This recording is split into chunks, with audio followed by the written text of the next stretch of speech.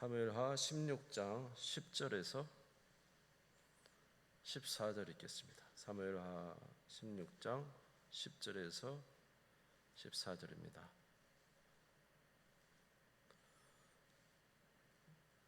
네, 같이 읽겠습니다. 시작. 왕이 이르되 수르야의 아들들아, 내가 너희와 무슨 상관이 있느냐?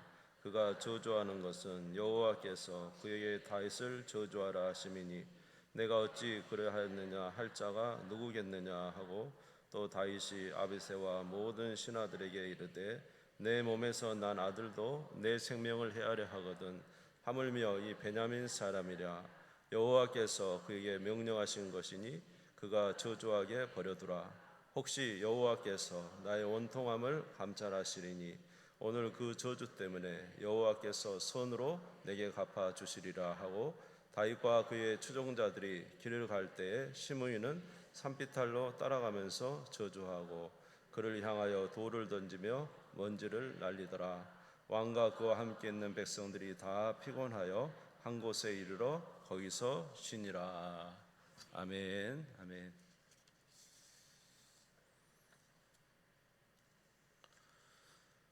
다윗이 이제 그 밧세바 사건이 있은 이후에 하나님께서 다윗이 죽는 것에서는 아버지 용서하셔서 살게 해주셨는데, 그 이후에 이제 하나님의 약속대로 칼이 떠나지 않고 이제 그 자녀들이 서로를 죽이는 암논은 이제 압살롬이 암논을 죽이고, 또 암논은 압살롬의 여동생을 또 범하고, 그래서 그 가정에 칼이 떠나지 않겠다라는 그 말씀처럼 참 어려움이 있었습니다.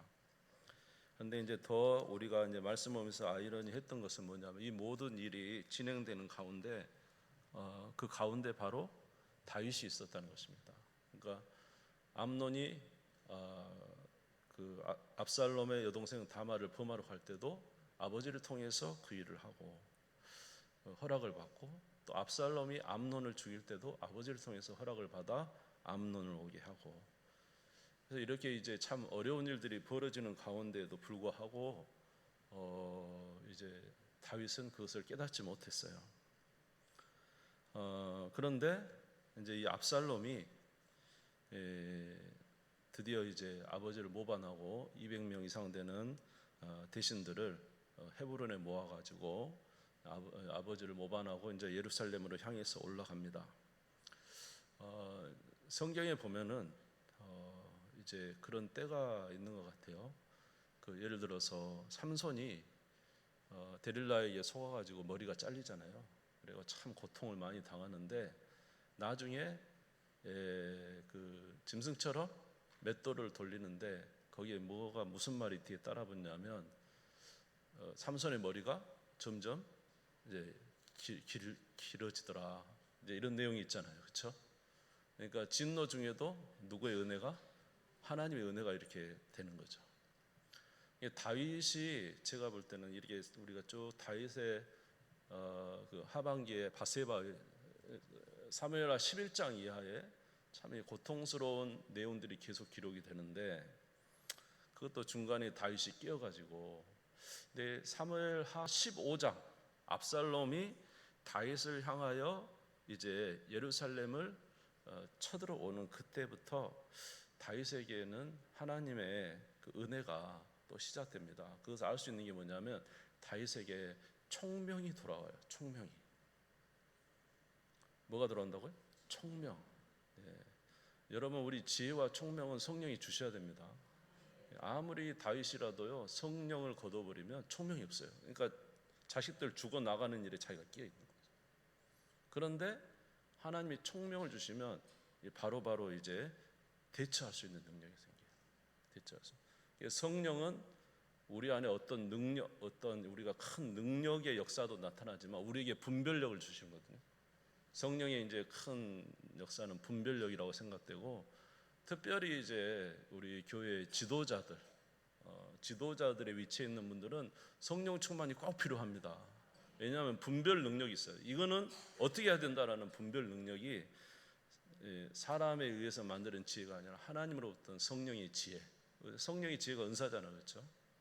이 은사가 있어야 되고, 다윗이 이제 압살롬이 쳐들어올 때 이제 드디어 하나님의 지혜가 오는 것을 느낄 수가 있는데, 첫 번째로 압살롬이 쳐들어온다는 소리를 들 때 빨리 도망가자 한 것입니다. 우리 15장 13절 14절 한번 펴서 보시겠습니다. 15장 13절 14절 같이 읽겠습니다. 시작. 전령이 다윗에게 와서 말하되 이스라엘의 인심이 다 압살롬에게로 돌아갔나이다 한지라. 다윗이 예루살렘에 함께 있는 그의 모든 신하들에게 이르되 일어나 도망하자. 그렇지 아니하면 우리 중 한 사람도 압살롬에게서 피하지 못하리라. 빨리 가자. 두렵건대 그가 우리를 급히 따라와 우리를 해하고 칼날로 성읍을 칠까 하노라.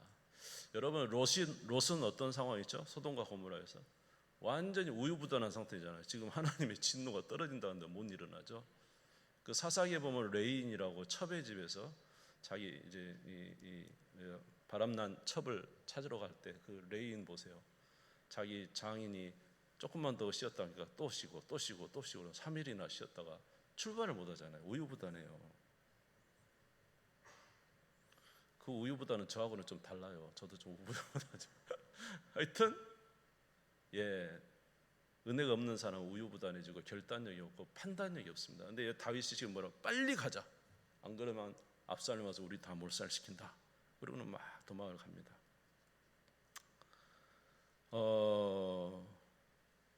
그리고 이제 그 압살롬에게 아히도벨이라는 쉽게 말하는 삼국지의 제강을 공명같이 그 모든 일을 깨뚫고 있는 사람이 한 명 있어요. 마치 그가 하는 생각은 하나님께 받아서 하는 것처럼 하는 그렇게 지혜로운 사람이 아히도벨이에요. 그러니까 이런 아히도벨이 나타났다는 소리를 들으니까 다윗이 뭐라고 하냐면 하나님께 기도합니다. 하나님, 저 아히도벨의 모략을 패해 주십시오. 이렇게 기도를 해요. 우리 31절 한번 읽어볼게요. 15장 31절 31절 읽겠습니다. 시작. 어떤 사람이 다윗에게 알리되 압살롬과 함께 모반한 자들 가운데 아히도벨이 있나이다 하니 다윗이 이르되 여호와여 원하옵건대 아히도벨의 모략을 어리석게 하옵소서. 이게 이제 우리 천군만마보다 더 중요한 사람이 지략가잖아요. 아히도벨이 엄청난 지략가고 판단력이 엄청 좋은 사람입니다. 근데 이 사람이 해필이면 압살롬 쪽에 붙은 거예요. 그러니까 이제 다윗이 도저히 이것이 위험하다 싶어서 하나님께 은혜를 구하죠. 그런데 하나님이 놀랍게도 이 기도가 끝나자마자 누구를 보냈냐면 후세라는 사람을 보내요. 후세. 후세. 자, 32절 읽어보겠습니다. 시작. 다윗이 하나님을 경배하는 마르턱에 이를 때에 아렉 사람 후세가 옷을 찢고 흙을 머리에 덮어쓰고 다윗을 맞으러 온지라. 이 후세도 이제 참모, 왕의 참모였어요. 전에는 다윗의 참모였지만 지금 다윗의 참모가 다윗이 어려움 겪으니까 왔단 말이에요. 그러니까 다윗이 딱 이때 지혜가 생긴 거예요. 자, 우리 33절 34절 읽겠습니다. 시작. 다윗이 그에게 이르되 내가 만일 나와 함께 나가면 내게 누를 끼치리라. 그러나 내가 만일 성읍으로 돌아가서 압살롬에게 말하기를 왕이여 내가 왕의 종이니이다. 전에는 내가 왕의 아버지의 종이었더니 이제는 내가 왕의 종이니이다 하면 내가 나를 위하여 아히도벨의 모략을 패하게 하리라. 아멘. 이건 이제 후세가 딱 나타나니까 바로 다윗이 판단하는 거야. 이거 하나님 보내신 사람이다. 그리고는 너 나와 있으면 오히려 해가 되고 차라리 예루살렘에 가서 압살롬에게 왕이요 이제 거짓이죠, 위장이죠. 압살롬이야. 그래서 내가 당신을 섬기겠습니다 하면은 이제 압살롬에게 참모가 두 명이 생기죠. 아히도벨과 누구예요? 후세가 생겨. 아히도벨의 계략을 누가? 후세가 이렇게 무너뜨릴 것이다. 이런 판단력이 생겨요. 그러니까 저와 여러분 이제 저와 여러분에게 있어서는 이 지혜가 꼭 필요합니다. 삶에 이런 지혜가 있으시기 바랍니다. 이제 여러분 우리가 알지만 다윗이 얼마나 큰 지략가고 대단한 충만한 사람입니다. 가장 큰 문제가 죄를 지으면 안 되는데 여러분 우리가 하나님과 우리 사이를 갈라는 게 죄잖아요, 그렇죠? 근데 이 죄가 있으면 참 미련해집니다. 그런데 저와 여러분들이 깨어 있으면 하나님께서 지혜와 은혜를 주신 줄 믿습니다. 자, 그래서 이렇게 하나님의 은혜 아래에 있는 자에게 하나님께서 도움을 주시는 것이죠. 그런가 하면 다윗에게 있어서 귀감된 일은 뭐냐 하면, 귀감되는 일은 하나님 앞에 늘 겸손했어요. 하나님 앞에 겸손해요. 그러면서 이제 다윗이 도망가는데 딱 보니까 이 사독과 아비아달이라는 제사장이 하나님의 언약궤를 메고 왔어요. 여러분, 하나님의 언약궤가 같이 가는 굉장히 중요하잖아요, 그렇죠? 언약궤를 딱 메고 오니까 다윗이 뭐라 하냐면 다시 돌아가라고 합니다. 언약궤를 예루살렘 성전에 모셔놓고 거기서 기다려라. 나는 하나님께서 나를 돌아오시게 하면 감사하겠지만, 만약에 하나님이 나를 싫다 하시면 나는 그대로 하나님의 진노를 받겠다, 이러면서 아주 겸손하게 이야기해요. 우리 24절에서 26절 읽겠습니다. 24절에서 26절입니다. 시작. 보라, 사독과 그와 함께 모두 레위 사람도 하나님의 언약궤를 메어다가 하나님의 궤를 내려놓고 아비아달로 올라와서 모든 백성이 성에서 나오기를 기다리도다. 왕이 사독에게 이르되, 보라, 하나님의 궤를 성읍으로 도로 메어가라. 만일 내가 여호와 앞에서 은혜를 입으면 도로 나를 인도하사 내게 그 궤와 그 계신 데를 보이시리라. 그러나 그가 이와 같이 말씀하시기를, 내가 너를 기뻐하지 아니한다 하시면 종이 여기사오니 성이 여기시는 대로 내게 행하시옵소서 하리라. 다윗의 참 그 위대함은 이렇게 자기가 하나님의 진노 가운데 있음에도 불구하고 하나님 앞에 뭐예요? 겸손해요. 하나님이 나를 패하신다면 패하겠습니다. 내가 하나님 앞에 무슨 할 말이 있겠습니까? 주님께서 내가 이렇게 떠났지만 정처 없이 울면서 이제 감람산을 넘어가더니 내가 이렇게 떠나지만 하나님께서 나를 패하신다면 나는 그것으로 족하다. 그러나 만일 하나님이 나를 돌아오시게 한다면 그건 하나님의 은혜고 내가 감사할 일이다. 나를 누구한테 맡긴다는 거예요? 하나님께 맡긴다는 거예요. 이게 순수하게 하나님 앞에 항상 서 있습니다. 아멘. 자, 오늘 우리가 읽은 16장 여기 보면 이제 마지막으로 보겠습니다.